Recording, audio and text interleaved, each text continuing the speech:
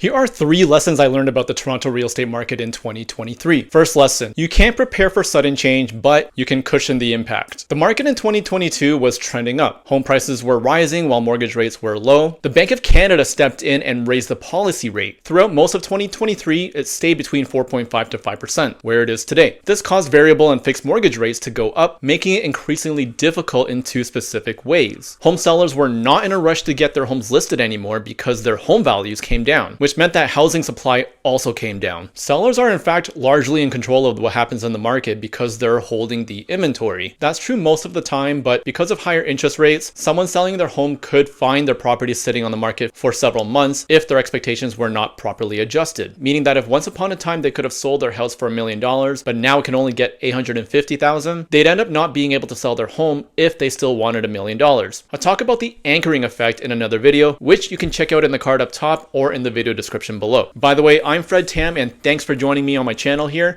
I'm a real estate broker here in Toronto and I put out videos on YouTube every single week to help you reach your real estate goals. Now let's get back to the content. Homeowners might have not been prepared for the sudden drop in their home values, and while they waited for the home values to go back up, mortgage payments might have suddenly gone up by 60% before finally realizing it was time to sell and go with whatever the market dictated at that time. Buyers were pushed out of the market because affordability was not what it once was. Home prices came down and down payments became more valuable in a sense because that savings account balance didn't go down while home prices did. But the trade-off was that the interest rate on their mortgage would have been higher. If the average price last year in Toronto was about 1.1 million and it came down to about $1 million, mortgage payments would have gone up by more than $1,000 per month for the exact same property. This is one of the reasons why I think pre-approvals are so important, because as a buyer, not only does it tell you what the lender will provide you, you can also treat it as professional advice on how to budget for your lifestyle. If you think about it, they're assessing your finances, including your existing assets, income, and debt obligations to decide how much you can afford. There's probably some wiggle room there, but if you stay within budget, you could save yourself from the heavy impact of increasing mortgage payments if budgets were considered since the very beginning while purchasing your home. The next lesson, waiting for more inventory and for interest rates to go down was like a waiting game that buyers were in that was impossible to predict. The number of transactions we saw every month fell from the beginning of the year, with 2,900 homes sold in April versus 1,800 in September. And while transactions went down by nearly 40%, the Toronto property market showed resiliency with respect to home prices. According to TREB, the Toronto average price in January was $1,039,000. This actually went up by the end of the year to $1,085,000 in December, which means that if you were looking for a home to buy and waited for either more inventory or for interest rates to drop, you might have found yourself paying more. 2022 to 2023 was a year of ups and downs and what looks like to be rising again this year. It was basically all of the typical real estate cycles you would expect over a 5 or 7 year period, but compacted into a 2-year period. And what I mean by that is that it would typically take several years to see the market slowly rise into a bull market before it falls into a bear market, then slowly make its way back into a balanced market, and finally a bull market again. But we saw all this happen more or less in just a 2-year period. And what this tells us is that steady mortgage rates from holding the policy rate in 2023 started to push home prices back up again. Buyer and seller confidence grew as months went by, and the market is still in this part of the cycle as of today. Have you heard of the term marry the house, date the rate? The rates are always going to be changing, and that's something that will change no matter what over the years to come. That's a guarantee. Property values will go up. That's another guarantee. So why are we sometimes so stuck on the rate when finding the property is actually the harder thing to do? There's limited inventory anytime you look at the market, so I think the lesson here was to marry the house and date the rate. Find the property you love and work with the mortgage rate you get, because in 1 to 5 years you'll be renewing your mortgage anyway and getting a new rate, which is anticipated to fall throughout the year. Finally, I think it's important to block out the noise. There's always a ton of news from all over the place telling you what's going on in the market, and there will always be opposing opinions, making it confusing to really know what you can trust. And there's never a one-size-fits-all answer because everyone's situation and goals won't be the same. What I can say is that you shouldn't 100% rely on what others are saying to make your decisions, especially when it comes to the largest financial decisions you're making in your life. You might be trying to move and do what's best for you and your family. Block out the noise and decide with the family what makes the most sense and what's within your financial capability. probability. That discussion alone matters the most in my opinion, and blocking out the noise will only help you think clearly of what's within reach for your reality. And this final lesson is something that I've been able to personally adopt, and it's helped me create success in various parts of my life. Because success isn't determined by what others are doing or saying. Success is whatever you make it to be for yourself. So to recap, block out the noise, because in 2022 and 2023, there was a lot of news, reports, forecasts in the real estate market that led to confusing times and had people wondering what their next move was. Change happens, and being resilient while being able to adapt to change will help you reach your real estate goals. Speculation about the 2024 real estate market mostly points towards falling mortgage rates and rising home prices. Subscribe to stay updated. Thanks for watching.